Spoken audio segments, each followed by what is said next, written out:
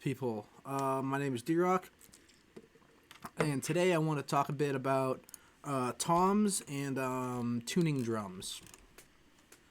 So I've got a little loop in here already.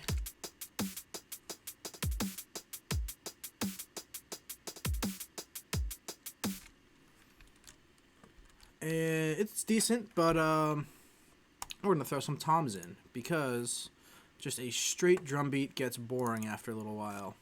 Some toms that I like are the ring snare kit.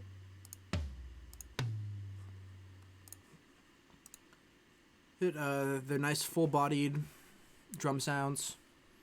One thing that I realized recently, to make your life easier, rather than having to go back in here and search through all the folders and stuff, if you just copy and paste the patch over, you can then open it up, go into the nano sampler, make sure that you have you have the sample selected, and it brings you right to where it is, where the other ones are.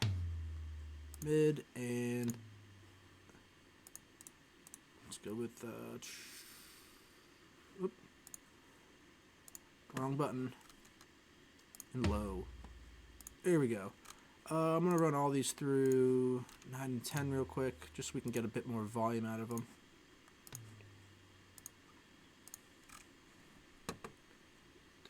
These are actually going to be toms, not snare 2. And my favorite thing in the world, scream, tape, P1 all the way up.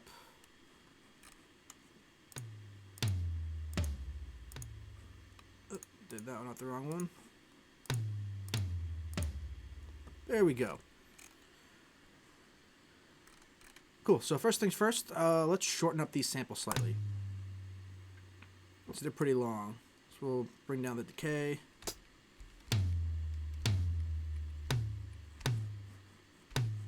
That was pretty good. Let's get the mid tom down.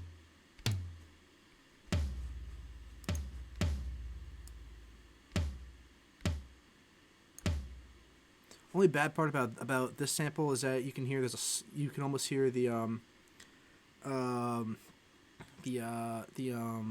snares in the original recording. They kind of shake a little bit.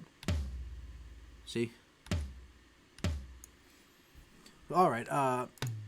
When it comes to panning drums, you're gonna want to pan them around slightly. These ones are already slightly panned. I'm gonna go a bit harder on the panning though.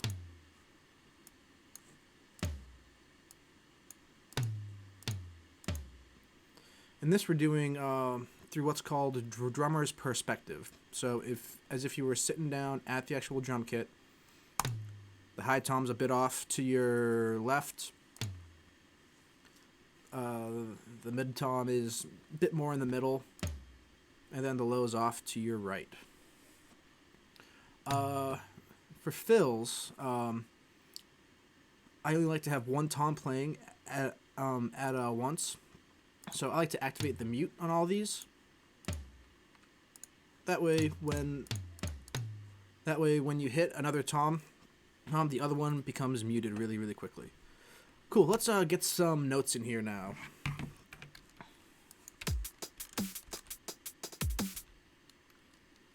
Dude.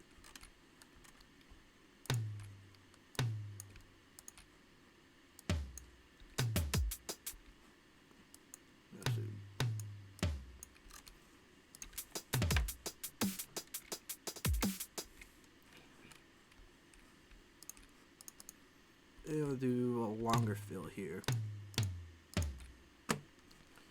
I'll actually jump this up to 30 seconds so we can really get some stuff going on here. So one thing that people rarely do, but they really should do more of, is varying velocities, especially when you've got quick drums happening. When they're not varied, they're super static. It sounds like it sounds like a machine. If you vary up your velocities, it's going to give it a bit more human, a bit more of a human quality. Still not great. I'll turn down this one a bit. And I'll turn down the low tom a bit as well. It just gives you a little something extra there. Now when it comes to tuning them, I see people all the time ask about drum tuning. It's not essential, depending on the drum. For example, what's it called? A bass drum. If you're doing like trap or like big room house, something where the bass drum is long and really tonal, yeah, you're gonna want to tune that, because if you haven't added a tune with the song, it's gonna sound kind of crappy. Something more like this, like drum step, dubstep, D&B, something where the kick drum is pretty short. It's not nearly as necessary. But the snare drum, it'll sound better when your snare is in tune. So for the ease of it, we'll just go E minor, or A minor, sorry. Just throw in a few chords here.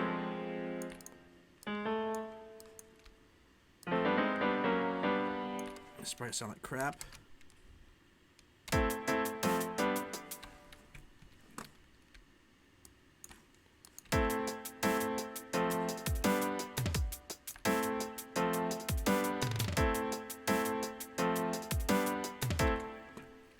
Alright, so let's get this snare loud so we can hear what's going on. This isn't the correct thing to do, but I just need to be able to hear it. Too loud, sorry.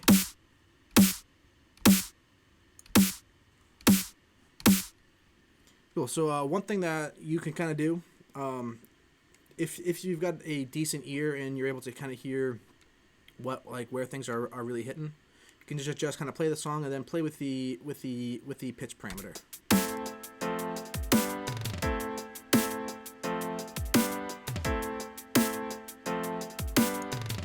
So right there, that's much closer to being in tune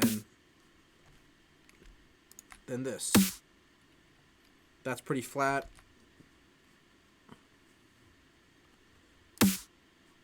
Going up to, I think this one I had about 30.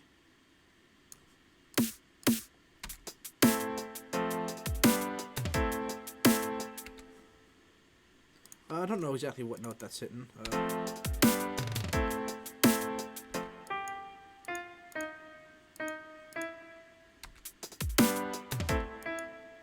I think it's hitting that E right there. Right, but either way, it sounds closer to being in tune with the song. So now for tuning the toms, you can probably just tune one of them and then tune the rest of them relative. So I'm just gonna make this loop so.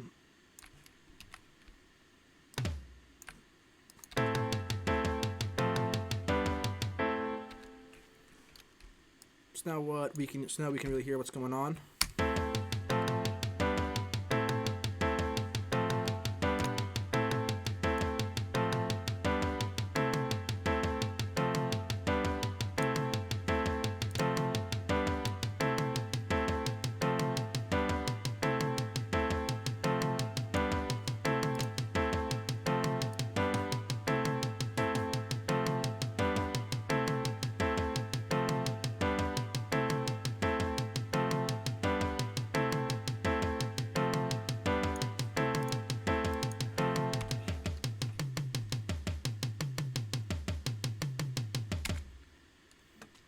So yeah, those are decently more in tune now. Let's bring back in this this loop, and we'll see how it sounds in relation to the chords we made.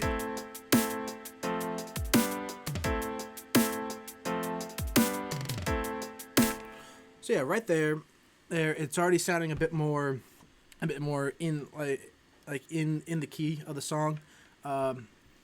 Helps it sound a bit more professional, I would say. in theory, you can kind of tune your cymbals in your hats if they've got a pretty tonal quality. I'm not gonna do it here. But yeah, just know for toms within reason, it's good to have the mute on if you're only gonna be doing single tom hits at a time. And then for tuning drums, you can usually skip the kick drum unless you're doing trap or big room. Try and tune the snare if you can. And then toms, definitely tune them. And yeah, hope you guys learned something from this. If you have any questions or a request for anything specific with Insider Reason, drop me a comment, and I'll see what I can do for you.